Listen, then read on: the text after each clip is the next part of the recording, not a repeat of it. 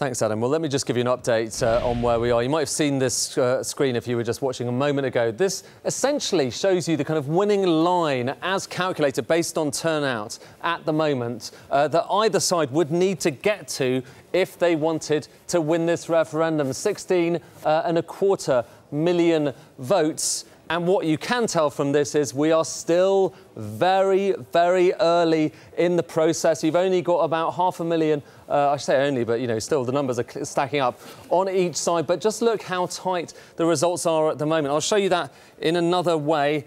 You can see just how those results are stacking up.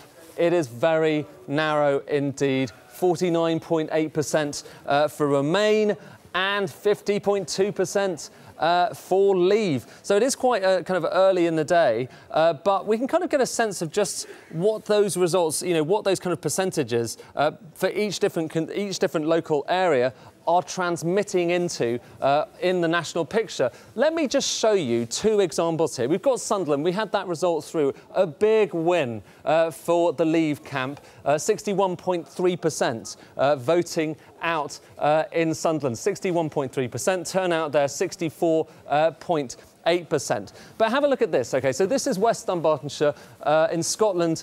A similar kind of percent for Remain, so 62% for Remain. But the key thing to note here is this is a lot smaller. So even though the percentage of people who are voting for Remain was similar to in Sunderland, you've got a margin of only 10,000 there, and you have a margin of 30,000 when it came to Sunderland. And in this, every single vote counts. All this is a race. It's a race towards that winning line I showed you a moment ago.